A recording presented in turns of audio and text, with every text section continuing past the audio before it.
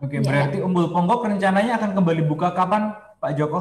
Rencananya hari ini, kan kemarin dari 4 hari setelah dari hari apa ya waktu itu Senin ya, ini Selasa, Rabu, Kamis.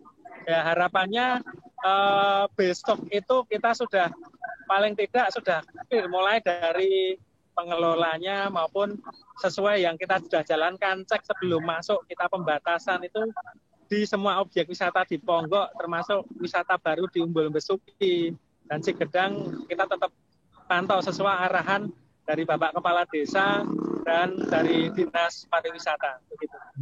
Bagaimana kemudian kalau setelah dibuka langsung terjadi pembludakan pengunjung, Pak? Umbul Ponggok ada antisipasi apa untuk menangani hal itu? Ya, wah kemarin ini sempat agak beradu argumen juga dengan pengunjung karena antusias sekali orang yang menanyakan kapan Ponggok buka. Tapi karena kita memang harus mematuhi begitu kita 300 pengunjung juga kita stop. Nah, tapi gimana supaya orang itu nggak kecewa? Nah, inilah kami punya titik-titik wisata di Ponggok selain Umbul Ponggok. Kami kesempatan untuk mempromosikan wahana yang lain. Sesuai programnya dari Pak Kades mengembangkan kawasan wisata. Ada Umbul Besuki. Dan itu konsepnya lebih ke alami dan sebagainya. Jadi seandainya pengen ke Umbul Ponggok harus menunggu 2 jam, kita bisa alokasikan ke lokasi wisata kami yang lain. Di satu sisi pengunjung nggak kecewa, yang kedua kita untuk bisa mempromosikan spot wisata yang baru. Demikian, Mbak. Oke, berarti di dalam Umbul Ponggok sendiri maksimal hanya dibatasi 300 pengunjung per 2 Karena jamnya. karena himbauan dari dinas dari kapasitas umum maksimal 20-30% dari kapasitas supaya terbatasi begitu. Itu harus kami penuhi dan kami patuhin.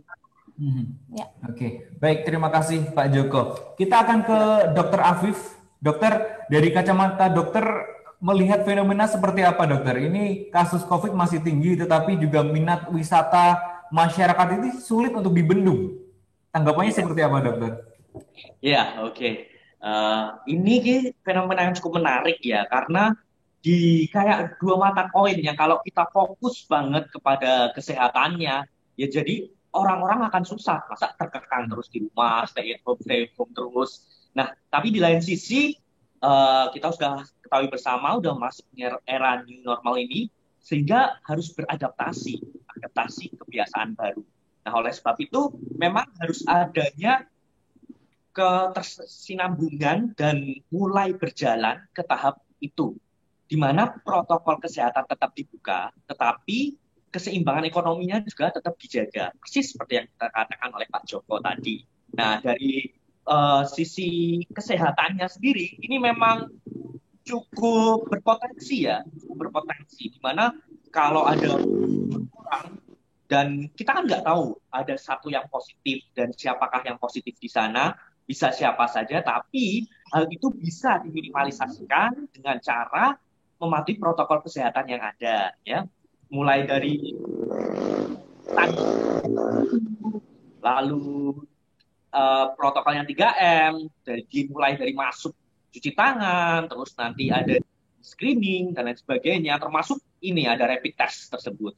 Karena rapid test pada dasarnya berfungsi sebagai screening, yaitu deteksi dini yang sangat cocok digunakan ketika untuk orang yang banyak yang massa dan harganya relatif lebih terjangkau dibandingkan swab test atau usap tenggorok itu yang sebagai salah satu yang dianggap bahwa memutuskan seseorang terkonfirmasi COVID ataupun tidak.